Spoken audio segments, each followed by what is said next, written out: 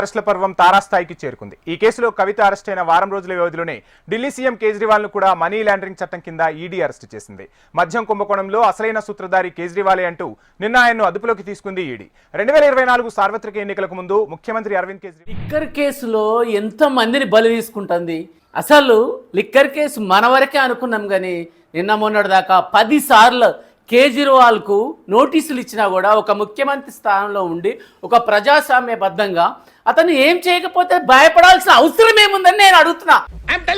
ఒక పౌరుడిగా నువ్వు ఏ కోణంలో నువ్వు ఉండకపోతే 10 సార్లు నోటీసు, అలాంటిది చిన్న చిన్న మామూలు ఒక వ్యక్తి చిన్న పోలీస్ స్టేషన్కి రా అంటేనే వాడు ఒడుక్కుంటూ పోతారు. అలాంటిది నీకు 10 సార్లు ఒక ఈడీ, ఒక సెంట్రల్ గవర్నమెంట్ ఒక సంస్థ, అలాంటి పెద్ద సంస్థ 10 సార్లు నువ్వు నోటీస్ ఇచ్చినా కూడా నువ్వు నోటీసు బేఖాతరు చేసి రావాల్సిన ఢిల్లీ సీఎం కేజ్రీవాల్ సారు మళ్ళొక పారు దుమ్మా కొట్టి హైకోర్టులో కేసేసిండు నన్ను అరెస్ట్ చేయనియద్దని. మరి ఎంక్వైరీకి ఎందుకు పోతలేవని అడిగితే ఈ కాంచెలి పోతా అన్నాడట. 9 మాటల నోటీసులు అందినా ఒక్క పారు కూడా ఇంటర్వ్యూకి రాలే. మళ్ళా ఒకప్పుడు ఆమ్ ఆద్మీ పార్టీ అంటే నిజంగా భారతదేశంలో అరే వచ్చిందిరా కొత్త పార్టీ, ఒక బీజేపీ తర్వాత ఒక కాంగ్రెస్ తర్వాత కొన్ని వందల సంవత్సరాలు ఉన్న కాంగ్రెస్ తర్వాత బీజేపీ వచ్చింది, బీజేపీ తర్వాత ఒక ఆమ్ ఆద్మీ పార్టీ వచ్చింది. దీంట్లో నిజాయితీ పరులు ఉంటారు, ఒక పెద్ద ఆయన చేసిన పార్టీ ఇది. దీంట్లో ఒక చీపురుగడ్డతో మన దేశాన్ని అవినీతిని మొత్తం చిమ్మేస్తా అన్నటువంటి కేజ్రీవాల్ గారు ముఖ్యమంత్రి అయిన తర్వాత ఏం చేశాడా అని మనం ఒకటి ప్రశ్నగా మిగిలిపోయింది. అదేవిధంగా కేజ్రీవాల్ అరెస్ట్ కూడా కావడం జరిగింది.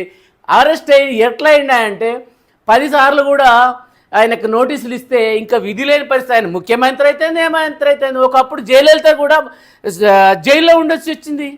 జైలు పోయి వచ్చిన తర్వాత ఆరోగ్య పరిస్థితి లేకుండా చనిపోయింది. అది పరిస్థితి. ఎవడైనా అంతే, ఎవడు శాశ్వతం కాదు. అది మన పార్టీలు కానీ పదవులు కానీ. అలాంటిది నువ్వు నిజాయితీగా ఉంటే నీకు ఎవరు నిన్ను జోలికే రారు కదా.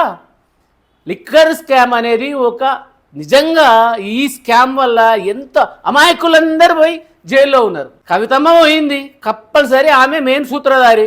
తర్వాత కేజ్రీవాల్ ఒక ముఖ్యమంత్రి, ఒక రాష్ట్రానికి ఢిల్లీ, ఆ రాష్ట్రానికి మొదటి నుంచి ఆయన ఏకపక్షపాతంగా ఆయన చేసే పనులు.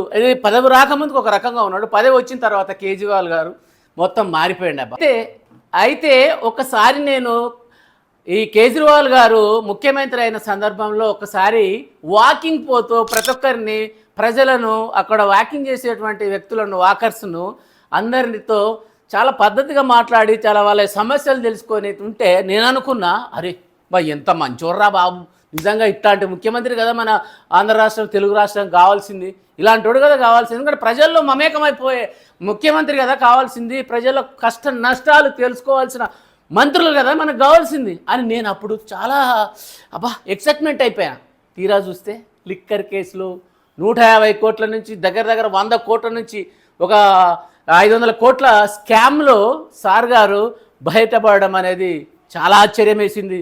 నిజంగా చూస్తూ ఉంటే రాజకీయం అనేది ఒక సేవా దృక్పథం అనేది ఎప్పుడో పోయింది, అది కూడా బిజినెస్గా మారిపోయింది. దయచేసి ప్రజల మనకు అనేది ఓటు హక్కు అనేది ఒకటి ఉంది. రాబోయే నా ఎంపీ ఎలక్షన్లో మీరు సరైన ఎంపీని కనుక ఎన్నుకుంటే ప్రధానమంత్రి మనకు సరైనడు వస్తాడు. ప్రజలారా ఆలోచించండి, మంచి నిర్ణయం తీసుకొని నేను చెప్పే విషయం మీకు మంచిగా నచ్చినట్టయితే లైక్ చేయండి, షేర్ చేయండి, కామెంట్ పెట్టండి. అయ్యా సబ్స్క్రైబ్ చేసుకున్న వాళ్ళు ఎవరు చూడట్లేదంటారా నాయన, చూడండి, సపోర్ట్ చేయండి. మన మానిటైజేషన్ దగ్గర పడది. అరే ఇంత మంచి న్యూస్ చెప్తున్నా కదా, సపోర్ట్ చేయండి. ఏమైతుంది చెప్పు, మీరేమైనా డబ్బులు అడిగారు? నేను చారీ ప్లీజ్ మాట్లాడటం కాదు సార్, మీరు చేసి పెట్టాలి. చూడటం కాదండి, మీరు చెయ్యాలంతే.